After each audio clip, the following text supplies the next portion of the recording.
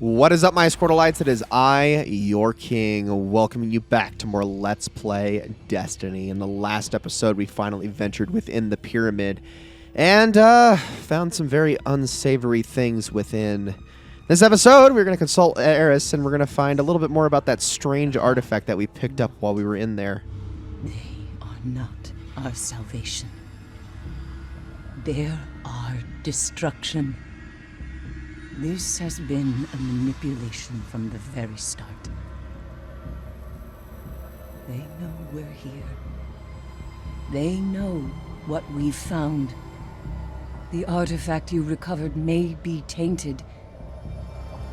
After all, they wanted us to have it.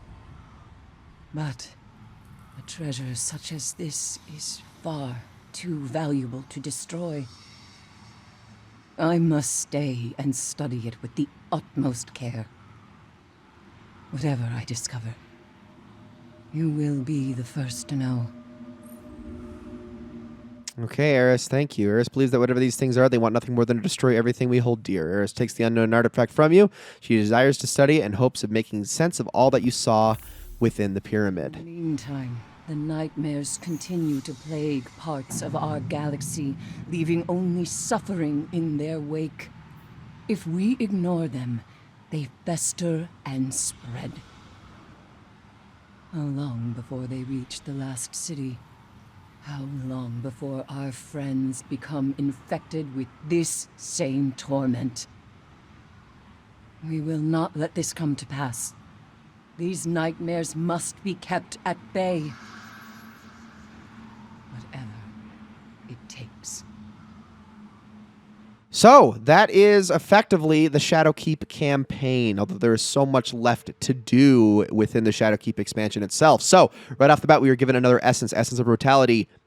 This is what a standard weapon essence looks like. It behaves a little bit differently from the armor essences, but that's because the armor essences are kind of useless after the campaign itself. You're not really going to get like high stat rolls from those or anything. It's just more armor.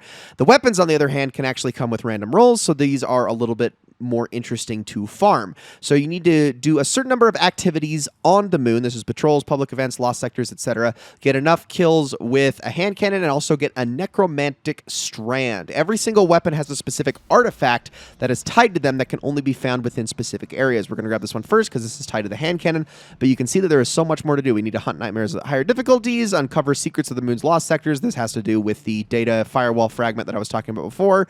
More nightmare essences, help Eris dispel the phantoms of her lost fire team, which is a whole quest within itself, and that begins with the memory of Moda. Complete the Lunar Spelunker bounty to earn a firewall data fragment. Use this fragment to access the system core vault in the K1 Revelation Lost Sector. So, that is this quest right here. Lunar Spelunker. Loot chests in 3 of the moon's lost sectors. Very simple. We've already kind of done this before, so I'm not going to be showing me doing it again. We'll talk about this a little bit later on when I get to that. But before we do any of that, we need to go back and talk to Zavala about everything that we have seen here. So let's head off to the tower. And let's talk. Okay, I actually do have a couple things I want to pick up while we're here, though, so let me go and vault a few pieces of armor, or a few pieces of weaponry, excuse me, now that we're here. I'm actually going to put away the Manticore for the time being, Risk Runner, because I've been using it, the Staccato, and I think I'll also put away that sidearm for the time being. Let me talk to Rahul really quickly, because there's a couple of engrams I can turn in, and by a couple, I mean a lot.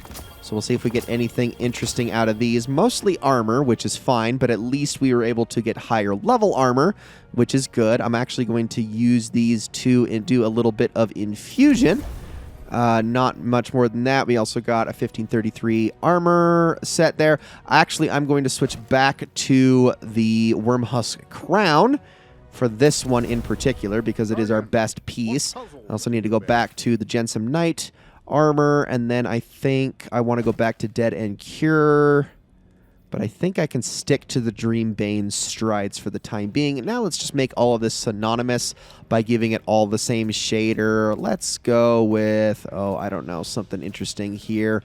How about Or brick. I like that. I like that look a lot. Let's go with that. All right. We're not going to do any transmogging, mostly because I don't have access to any of that at the moment. Oh, yeah, and I probably should check the one weapon we got. Ooh, it came with Reservoir Burst. Now, that is a fun perk. This used to be a perk that was exclusive to a specific pinnacle weapon, and now we actually can get it on pretty much any style of Omelon fusion rifle. Now, Steady Hands itself is not really all that needed. I mean, I guess it's good to switch away. We also have Projection Fuse, which is cool. I will take that. So Reservoir Burst, on the first shot in a magazine, it creates this massive explosion to anything that the shots kill. I can't wait to demonstrate how this works, but it's a really good room-clearing perk that I'm definitely going to be putting to use.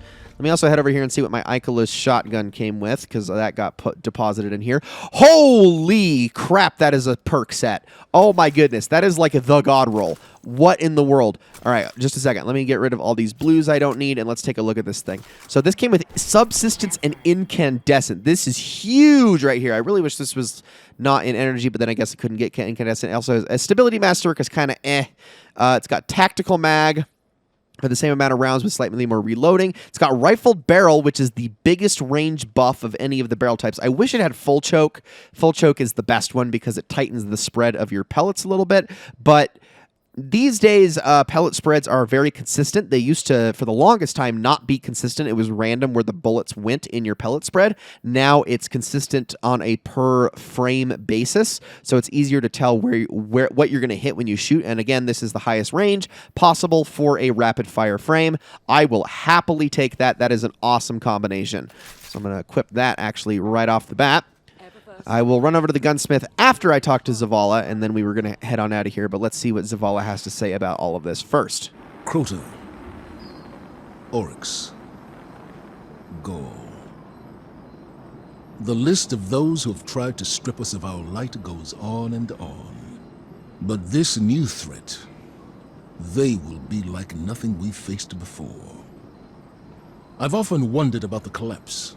About how it might have been different had Guardians been there. But I don't have to wait for them to come back to have my answer. It's already standing right in front of me. They claim to be our salvation. No. We will be theirs.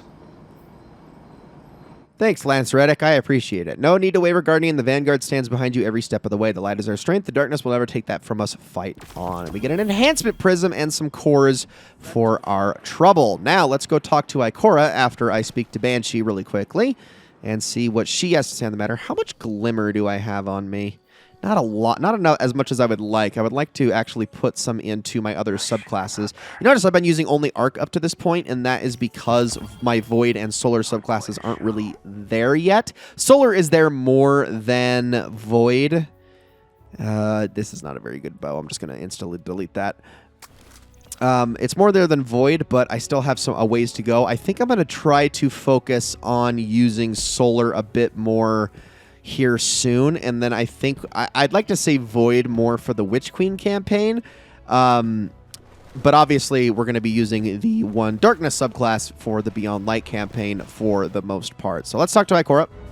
Those things, our salvation, they drudge up our traumas, and for what? To distract us, destroy us. We've spent too much time looking backwards at tragedies beyond our control. Towards the collapse, the Red War. Cade. Enough. Our enemy lays themselves bare out of ego.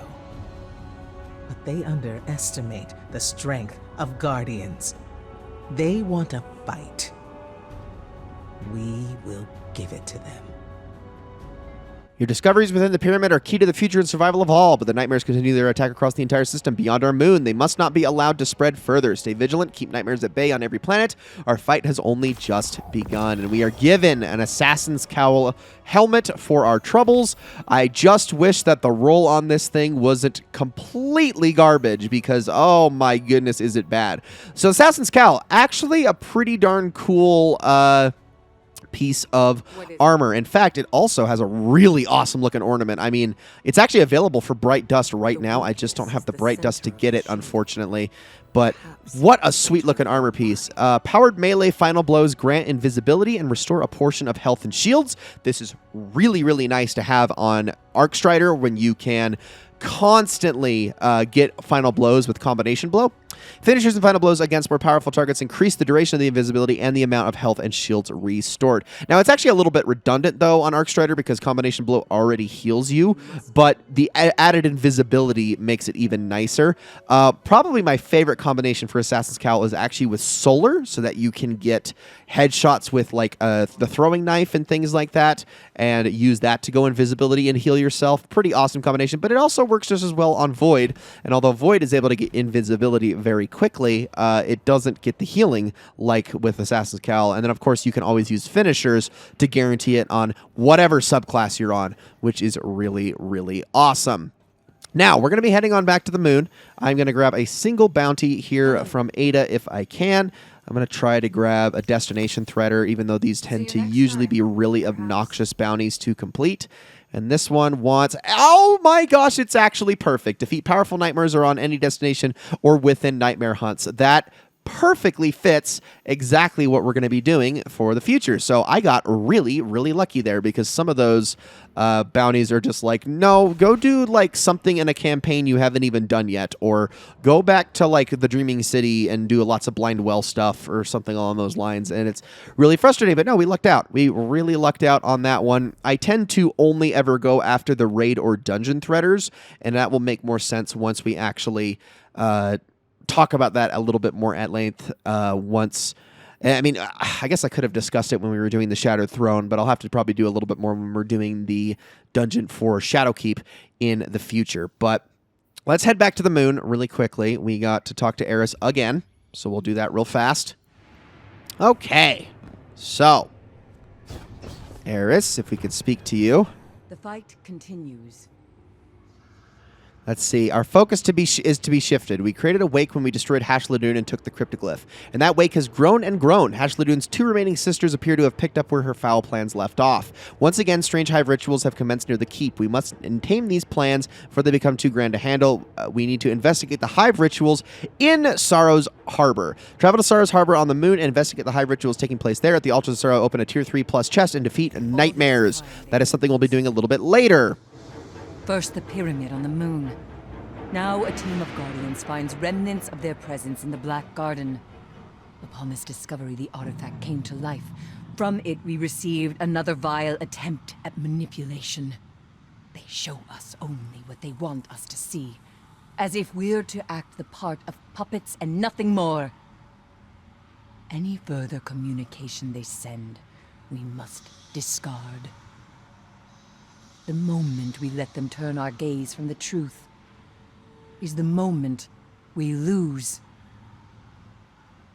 The infection runs deep. The efforts of Guardians within the Black Garden seems to have unlocked the unknown artifact. It now provides communications from something sinister. Eris warns us not to bow to it, but it believes the artifact too valuable to dispose of. Collect any further communications it sends, but remains cautious. There is little here to trust. So that right there, that last little bit of information that she gave us has something to do with the Garden of Salvation raid, which is why we're not really going to actually be able to do anything with it, unfortunately. Do you have anything else in you? I don't think she does. I think we need to continue with the memories and stuff like that before we're able to pick up more quests.